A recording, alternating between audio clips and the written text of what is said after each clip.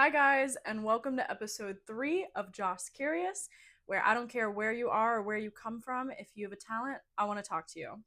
I'm Jocelyn Flynn, and I'm Joce Curious. Thank you guys so much for coming back for another episode. This is episode 3. Today we have a very special guest, Miss Summer Hoop. She is a 26-year-old singer-songwriter based in Tampa, Florida.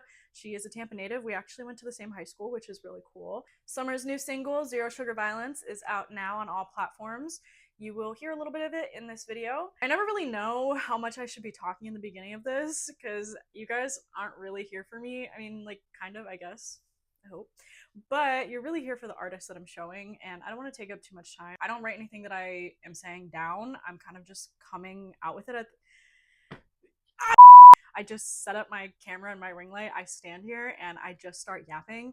So I have so many bloopers. I could probably make a whole video of just bloopers because I get really frustrated and then I yell at the camera and myself because I'm looking at myself here and I'm like, what is wrong with you? Why are you saying these things? Without further ado, let's hear from Summer. Hello. How are you?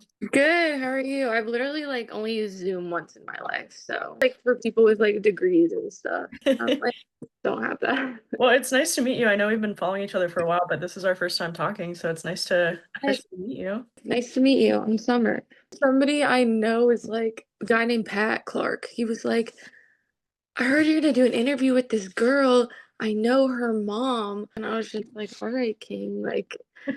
It was so far removed. And I was like, how did you find out about this? So I actually saw you perform with my brother back in 2021 at 97X Next Big Thing.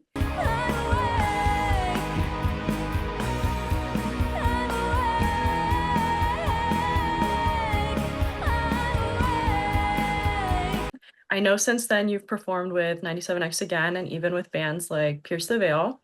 So I just want to know when and if you had that I made it moment. I truly feel like I don't have those sort of moments where I'm like, dang, I really did this. Partially because I feel like when you're a local smaller artist and you do a big thing or play a big show and then you go and clock in for work the next day, and then I'm serving beers all day. And I'm like, yeah, that was a great night. I had the best time ever. I feel on top of the world. And then you just get knocked down a peg. Um, but I do there are those small moments that I feel really grateful because there's a lot of musicians that won't even play a live show in their lifetime. So I try to still be super thankful for the things I've gotten to do in this community because yeah, I just know a lot of people won't get to experience those things. So the Pierceville show, I say, and I quote, I say, this is the best day of my life. That was the best day of my 26 years of life because I was listening to them since I was, you know, since I was in middle school. And when I got the call that was yeah, they picked you, you can open. I was like, this is not even a real moment. This is not happening. And they were so nice. And we had such a good show and it was sold out, super crowded. There's people that couldn't even get in. So that felt great. I think it's hard to feel I made it because life still looks the same, like it has looked my entire life. I get that. When you were, performing with Pierce the Veil, was it hard not to fangirl? Like you said, you've known of them your whole life. Yeah, it's mostly when I have an interaction with somebody that I really look up to, I just kind of black out. And then I'm like, did I say something weird? But I always have this in my mind, even when I've played with some bigger artists, I didn't even say anything to them sometimes because I always feel this interaction is more for me than it is for them. I don't know if they're gonna remember this when I leave. It's just it's all for me. So I just try to be hey, just so you guys know, I've been going to your shows since I was 12 years old. I really love you guys. I love the new album. And I was I hope you guys play this one song. They were that was so nice. Vic followed me on Instagram. But it is hard sometimes because you're trying to play it cool. And you're yeah, I'm just hanging with my peers, opening up for Pierce the Veil. and I'm clocking into work the next day. That's still gotta be, like, so cool that you have I mean, I was gonna say, like, the secret life, but it's not even really secret, you just kinda live 2 different lives. Like I said, I am like super grateful for this community, but I mean, I've been playing in it since I was like 16. So it's it's taken some time to get to this point, and it is nice when I was at Rockville, and me and my friend are just like standing in the crowd. And when you're drinking, you're having a good time, and you're like, dang, I kind of wish I had a vape right now. I don't vape. Kids don't vape. And my friend was like, yeah, I wish I had a vape too. And we're watching Green Day, Boulevard of Broken Dreams or whatever.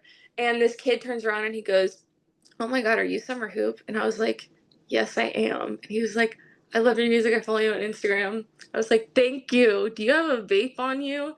And he's like, yeah, here you go. So there's like, when somebody recognizes me in public, it's normally in like music settings.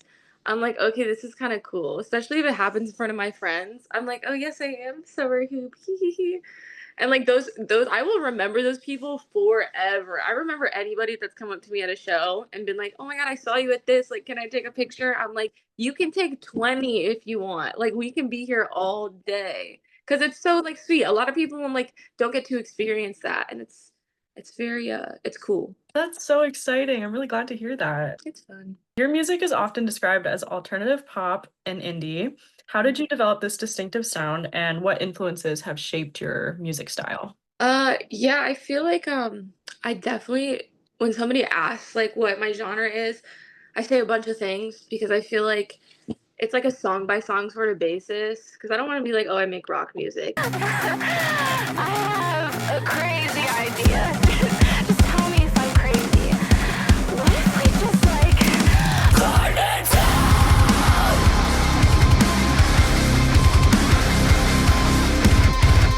And then somebody goes and listens to like Think That You're Lonely and they're like, this is pop. down? You could think that forever. I'll be driving that 2007 piece of shit that always broke down. And I like versatility. And I feel like I'm influenced a lot by those bands or artists that are just like they're like legacy bands, like they're going to be here forever. Like Fall Out Boy is going to be like a household name forever. Paramore, My Chemical Romance. I still listen to the same bands that I've been listening to since I was a kid, like Pierce the Veil. Bands that are not like they didn't have like that short moment where it was like, oh, that band was kind of popular for like a few years. It's just like their legacy band. I don't know. I feel like it just comes down to like, is the song a good song? Then yes, I'm going to put it out. I try not to think too much of like, oh, well, like it's not edgy enough, or like, is this too like a indie pop, or like, is this metal breakdown going to throw somebody off? I feel like at the end of the day, it's like a song by song basis. And I'm like, does this song make me feel something? Do I think it's catchy? Do I think it's interesting? Sure. Do I see a visual in my head of how I can like visually represent this song? Yes. And then I just put the song out. Because I also like bands that I feel like they can do anything and people will not be thrown off by it. I feel like the band Water Parks is kind of like that, where it's like nothing they put out surprises me. I'm not like, oh, that was so like different for them to do because I'll even say they have albums that I love and they have albums that I don't really care for, but I'm like, at least they were making choices and putting themselves out there, which is what I would like to do. I just want to be able to do anything and people be like, yeah, that's Summer. The brand is me at the end of the day. As I'm like, as long as I'm a part of it, it fits the brand, right? I think that's great. I mean, I was listening to so much of your music these past few days, and when I was doing like research and seeing what other people were calling your music genre, I couldn't put a specific label on it. Every song, like you said, every song kind of had a similar like summer hoop sound, but a different genre, like you said. So that's really cool though, because it can reach so many different audiences that way. Mm, But yeah, your music is really it's really different in that sense. So I really like that. thank you. And I feel like I have, because I write all my own lyrics, so I feel like I have a very specific way of wording things that like even if I do try to write like something different, I'm like I kind of write how I speak and that sort of I don't know. Like it's no matter what, it's got that little summer hoop flair on it. Because I also just like writing like really like wild things sometimes, or just like left field sort of things. I think it's very fun to be tongue in cheek a lot of the time and be like very unserious. As much as I want to be like cool and mysterious so badly, like I realize that will never be me. I live in this place where it's like I'm not so oversharey that it's like, damn girl, calm down. And but I'm not mysterious. I'm like this middle entity where it's like, wow, you just gave us a lot of information. We have no idea where that came from. That was actually going to be one of my other questions was if you write your own songs. So you write all of your own lyrics? Yes, I write all the lyrics and pretty much most of the melodies. I'll have an idea whether it's maybe I have like a chorus of a song.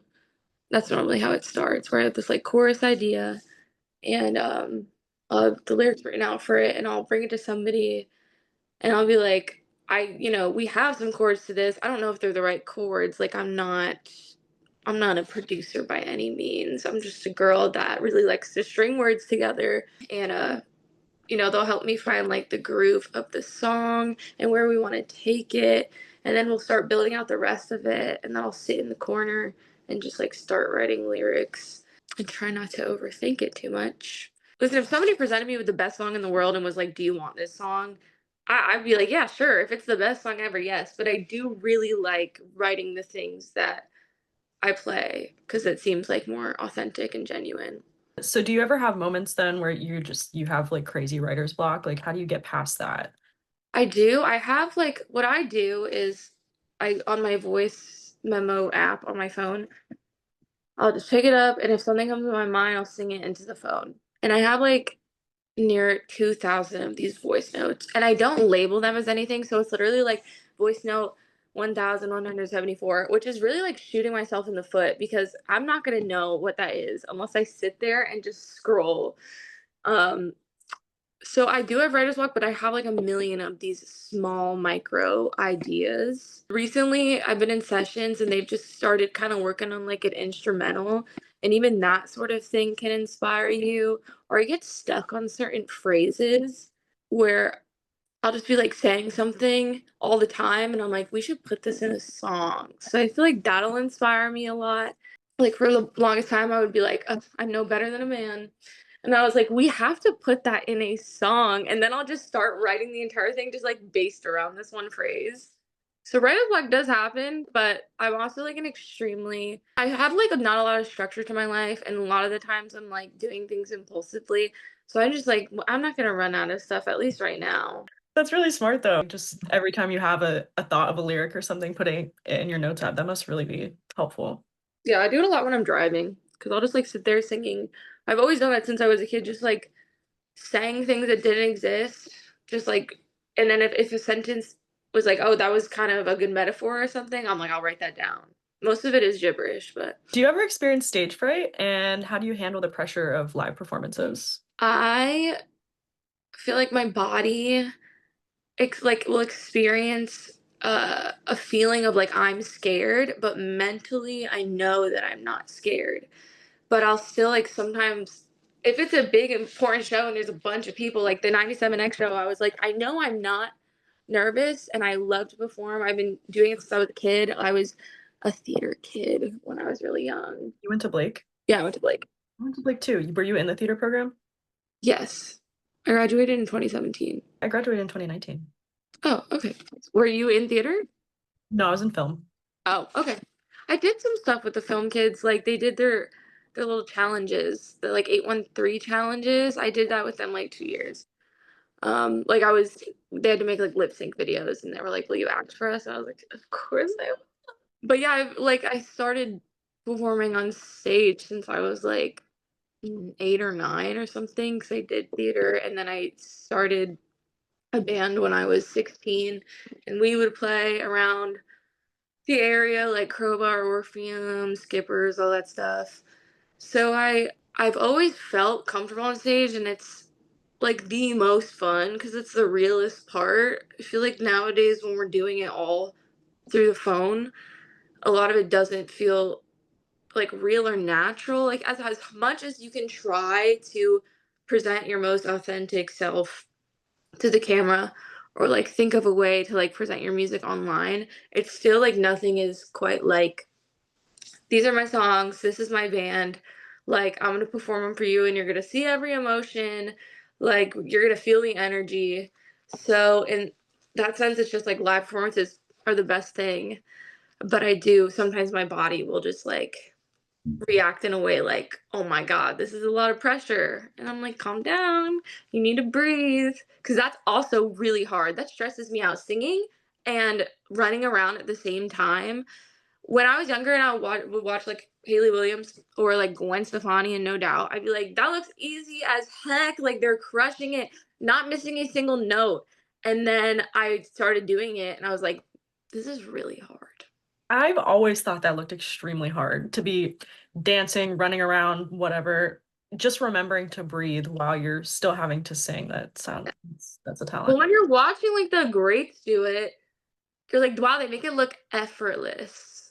And then you put yourself in there and you're like, oh, they were either born with freakish talents or they're like running on a treadmill and singing at the same time, probably. Tell me a little bit about your new single, Zero Sugar Violence. How long was that in the making and what inspired that specific song? It's really good, by the way. I've been listening to it a lot.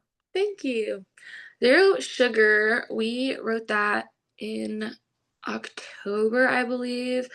I wrote it in LA with this guy KJ and this guy Zach Jones. And um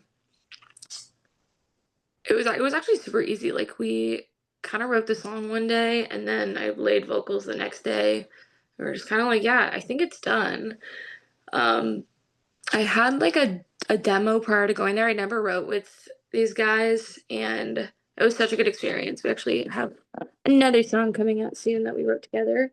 I had a demo in which I was using the phrase like zero sugar violence. And I was like, I don't know why I'm fixated on this phrase. And just the idea of like somebody can be like so sweet, but then when it goes like sour, it's like a different person. You know, like when people love and then they fight way harder. And I feel like I've been in a lot of situations where it's like as soon as,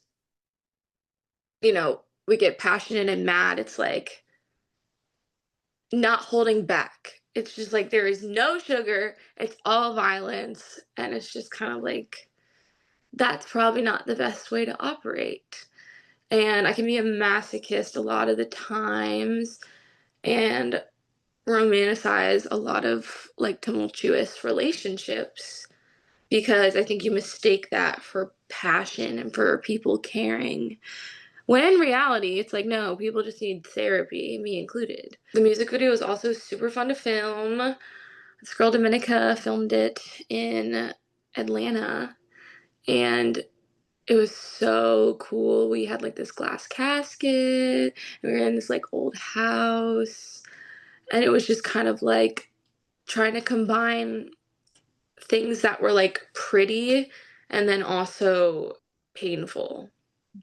So we had like these angel wings that were like covered in barbed wire, like these bruised knuckles, because that's what I feel like. The song feels like a butterfly with broken wings. It's so pretty, but we cannot operate any longer. That Yeah. whole video is incredibly well done. Cute. Yeah, no, it's so nice. I've recently like I didn't there was a point in time where I didn't do music videos for a lot of songs and I was just doing short form content. And then I was like, oh my God, I have free will. Like I can do whatever I want. So if I want to shoot a music video and I like want to spend my money on it, like why not? So then I did it. I think it's fun because then I'll just have them forever. A lot of things in music, it sucks because you can't like hold it in your hands. But I'm like, I'll have these videos forever. And then like God forbid I have some children one day, I can be like, yeah, I used to eat. I used to eat it up. So don't play with me. Okay, so I know we talked a little bit about some bands that inspired you, but if there was one band or artist that you could collaborate with, who would it be? It fluctuates all the time. I would really love a Summer Hoop Bring Me the Horizon collab. That would be sick. That's so on brand. Yes, and like I take a lot of inspiration from them, especially like that last album. Like I love the like metal and then hyper pop coming together. Like I love like video game music. I think it's so fun. That would be a great collab.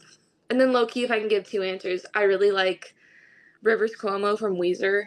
I feel like he's wrote so many damn songs. Like they're pulling out 2 albums a year, and honestly, I can't stand the Weezer slander. I'm like every single song has a hook, and that's what like I think is the best part. Like yes, sometimes it gets corny, but I'm like every song has a hook, and it takes a genius to put a hook in every song. My last question for you is there anything you can tell us about what's coming next for Summer Hoop? Is there anything to be excited about?